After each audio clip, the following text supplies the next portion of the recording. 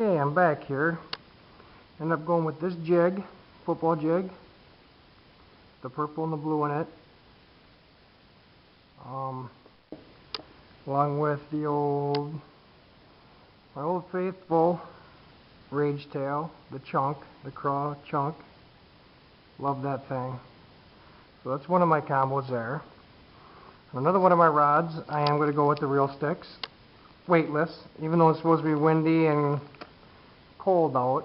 I'm still going to go with a weightless one to see how it starts out.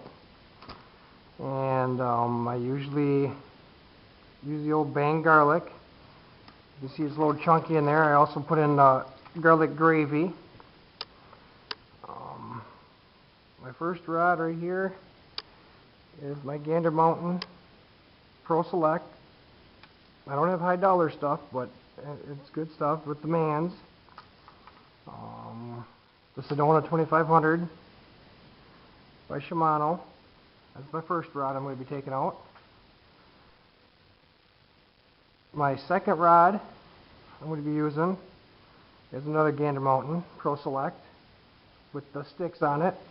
The hook might look a little large, but if they're going to be doing short stuff, I'm going to be getting them.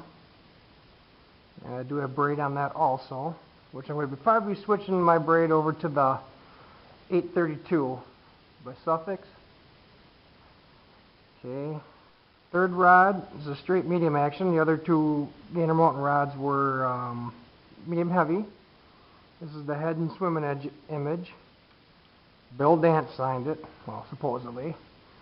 And this is also the newer Sedona. And this is a custom rod I got built for me right there. Jason Lindner. It's not my real name, just somebody gave me that as a nickname one time, Jason Linder, because I kicked their butt in fishing. And my last and final rod is the Jig and Craw.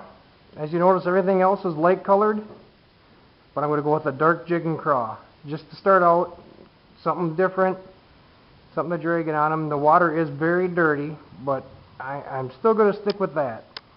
And that's on an extreme, medium heavy, with the older Sahara. And again, with braided line. And this is a medium heavy, so I only got one medium with my reel sticks. And here's that spinnerbait I was wondering about right here. That blade like that. I don't know how good you can see it. This is the blade. Use it for top water as a spinnerbait. I cannot remember who makes it. If anybody knows, please let me know. I love these things. I've caught a lot of nice bass. One northern, thank God he didn't break me off, but a northern with this. I really like that design of that spinnerbait. So if anybody knows who it is, please write it on my YouTube page. Let me know. Thank you. And then I got your Gander Mountain stuff. Got mine from Gander Mountain. My other rod's not being used. Is going to be another Extreme with another older Sahara on it by Shimano again. Here I got a Abu Garcia Equalizer, older rod.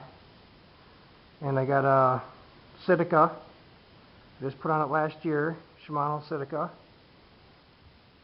Pretty nice little combo there. Another one is a homemade rod for Jason Linder again. And I got a Tryon, Fluger Tryon on that one.